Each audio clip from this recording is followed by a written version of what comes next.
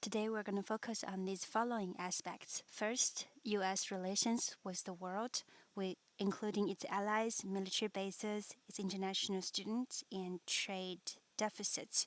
Through these aspects, we want to argue that the U.S. is not just any country, it's actually an imperialist country. Second, the internal political divisions of U.S. This is a major development within the last 20 years, especially the last 4 years. Since the financial crisis, there have been a big change within US society. That is, the two parties are growing further and further apart. Moreover, there are growing division within each party. The elites and the people are now further growing apart. Third, we're going to talk about U.S. fiscal spending. In order to understand a country, we need to follow its money, right? Where it's from, what it's spent on whom. These data will be very helpful for us to understand how a country is run. And fourth, we're going to talk about the interest groups and the lobbying groups, especially Koch brothers, Soros, and other institutes on the Wall Street. And fifth, we're going to talk about U.S.-styled capitalism and its fundamental change. We all know that U.S. is a strong advocate of capitalism, but different nations and regions actually have different kinds of capitalism. We're going to dive in to the U.S.-styled capitalism. And last, we're going to talk about its demographic, which is a very trait of a nation, including the age and racial groups of its population. Our time is limited. Let's dive in. This chart reflects the percent who say their country can most rely on the United States or China or other most named country like United Kingdom.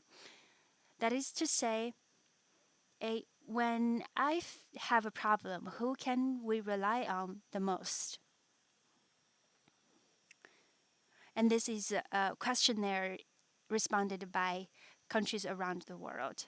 And we can see that Israelis actually rely the United States the most. But interestingly, there isn't a formal treaty of alliance between the two nations. However, US and Israel have a very interesting symbiotic relations. Some say that Israel and its interest group has controlled US. And when I ask some Israelis, some of its top political and economical and strategic elites say that it's the opposite. It's the US who control us, who take advantage of us. In reality, the two countries are very close and have huge influence on each other's internal politics. Of course, China is getting along quite well with Israel, but I heard some people in the strategy circles say to our representative very honestly, say that even though we are close to you, China, but still US is our closest ally, and our security depends on the United States. As far as I know, starting from 2019, US will offer $37 billion to Israel. And in return, Israel must give up its own independent military production system to become a part of US's production chain. South Korea, Philippines, Japan, Canada, Australia, and other Kenya, Brazil, and other countries also view US is a reliable ally. Other countries that are seen as reliable allies include an important partner, say the UK. UK used to be an imperialist country, and some countries think that UK is the most reliable, especially members from the Commonwealth. Countries that think China is an important partner include Kenya and other African countries. These countries are actually, as our political, economic, industrial, capital influence grow larger and larger, we are winning over these countries more and more. But the nature is completely different from that of the United States. This chart shows the distribution of US allies and its military bases.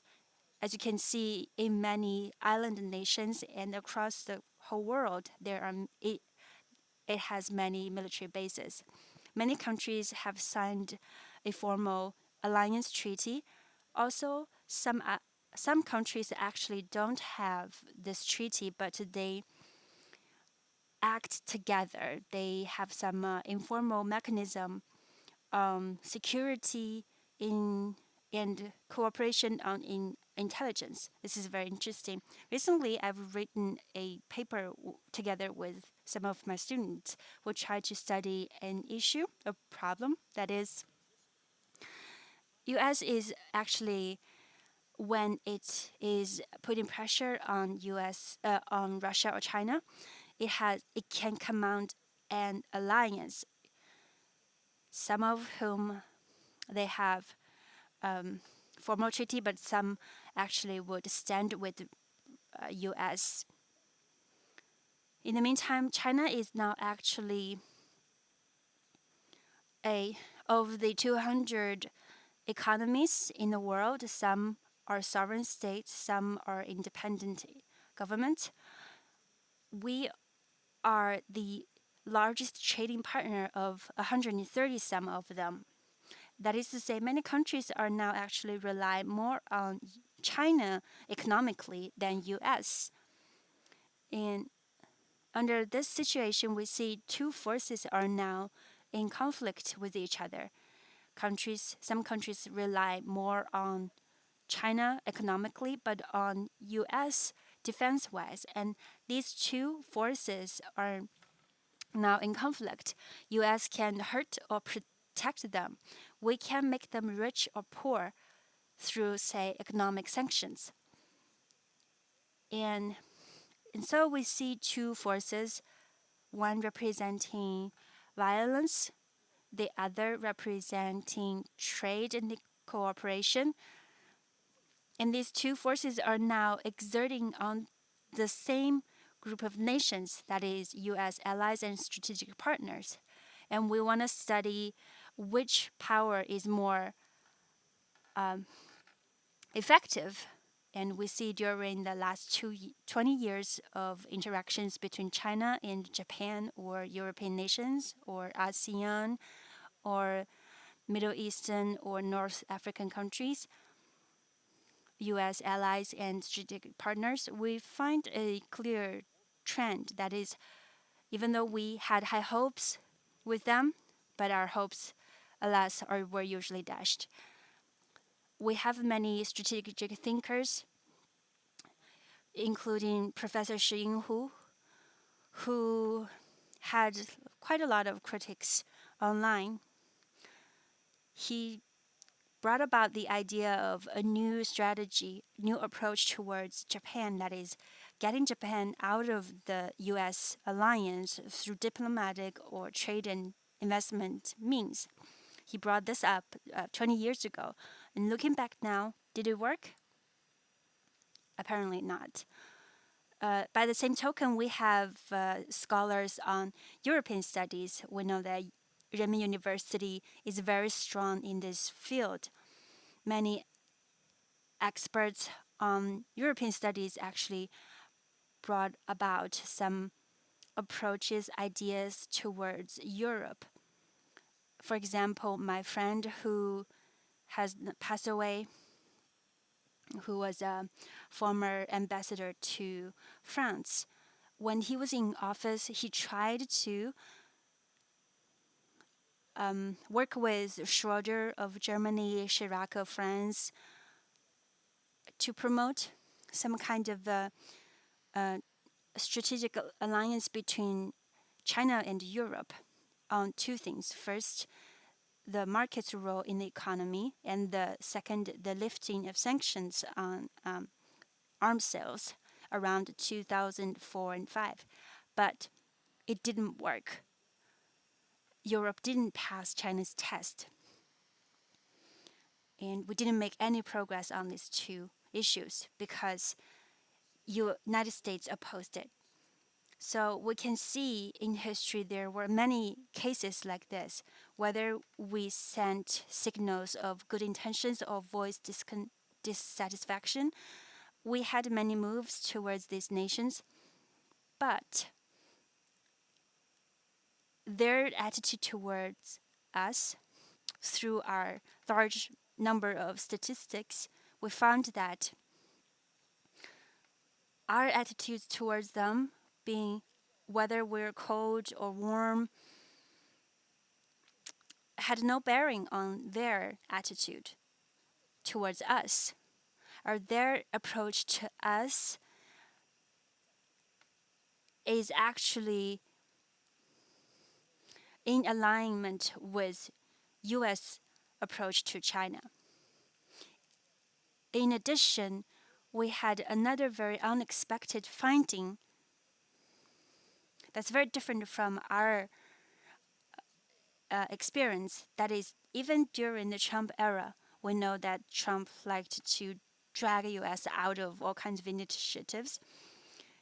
Even Trump's moves didn't change this reality among its allies and strategic partners.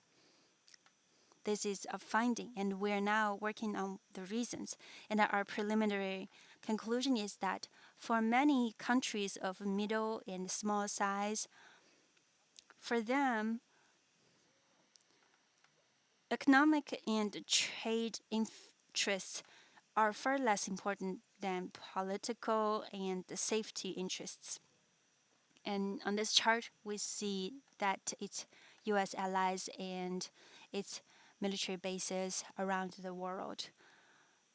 They have held lots of joint military drills, and US even have military actions in 14 of them. And it even deploys drones in combat in some countries. And this is a demonstration of its military hegemony. And this is supported by its technological advantages, which boils down to talent. And I have mentioned in previous lectures that US's K-12 education actually have a lot of problems. Elite families' education are high quality but very costly, including money-wise, but also efforts-wise. It requires a stay-at-home mom to drive their kids every day to all kinds of after-school programs and activities, right? Which would incur all kinds of fees. But this group is a very small one because there are very few kids who are fortunate enough to go to elite schools. Most kids would go to regular public schools. And when I was a visiting scholar in the US, I sent my kid to one of the best public schools. And in my view, it is quite mediocre, even though it's already one of the best. And I heard stories that some of the less good middle school and elementary schools, their education quality are really terrible. So where did its talents come from to maintain this technological edge? We see the answer is in this chart. It's international students. On the left side, it says the number of international students. We see it in the vertical column, which has been growing after the Second World War as the world becomes more and more integrated. And the share of U.S. enrollment, that is, international students enrolled in U.S., so show the same trend. So not just Chinese, but Indian, Russian, including Latin American and even European young people. As I was working in the Europe, there were lots of outstanding young Europeans also would go to US to study. And this chart shows the current account data. We see that over the past 5 or 6 years, its trade deficit continued to grow. This means that US is letting the whole world make lots of money from it. So my title here is Generosity Brings You Friends. And in this world, if you are very stingy, if you spend all day thinking about how to make money from others, then you may not have a lot of friends. But if you are very generous, you helicopter money, you buy this and that from others, and others would make more money from you and a lot more from you. And then they will become very dependent on you. We just mentioned that China is the largest trading partner of the world's most economies. But problem is we enjoy trade surplus. So a lot of our partners actually we make their money from them. So they may not be very happy with us, even though they trade a lot with us, but they actually might have mixed feelings towards us. In contrast, the US is the world's largest importer with large trade deficit. So it appears to be very generous, and other countries are willing to make friends with this generous friend. The problem is who foot the bill for this generosity? Later on in our lecture, we're going to talk about the problem of the expanding balance sheet by the Federal Reserve. Keep printing money. We see from this chart the growth of global reserve is primarily caused by U.S. trade deficit. We see before 1970,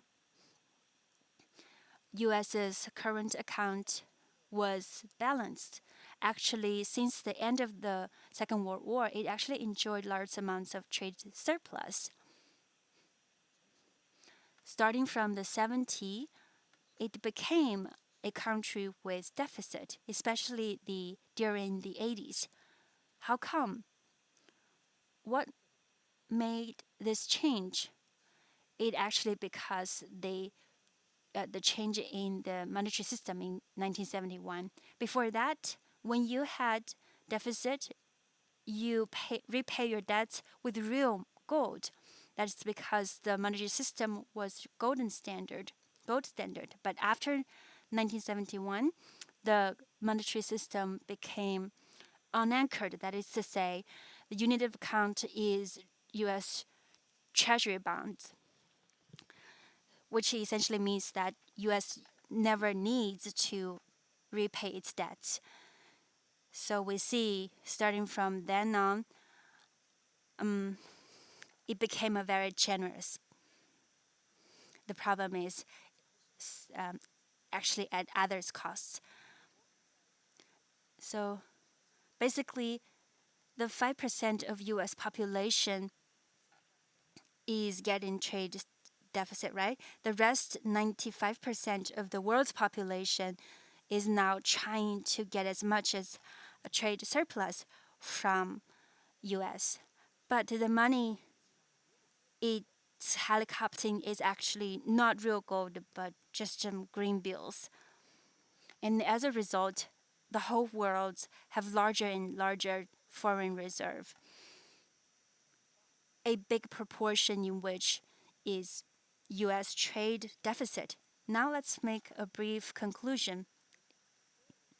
As we now rise, what we challenge is not just the 320 million US population, but a political, economic, and military order which can mobilize the whole world's resources and wisdom. So, this is something we need to have a full grasp. And this is the challenge that we face. I want to remind you, especially you guys, you are the best of the nation. You will carry on the torch of our nation's rise. Right now, there are opinions saying that US is gone. It's no longer it's declining. Some others say that US is still very powerful. Later on, we're going to talk about its internal problems. When we see its problems, it's very problematic. But on the other hand, when we try to confront it, we still find it very powerful. Both parts are true. We need to see that what we're challenging is not just a United States that has serious internal problems that's on the decline. What we're challenging is a global capitalist system, a global political, economic, cultural talent order that was shaped by US at its prime. The political economic nature of imperialism is some kind of leverage. That is to say, you can not just use your own resources, but also get access to others' resources through your credit. So the imperialist America has leverage in its power. And this is what we face in imperialist order, that is actually leveraged order.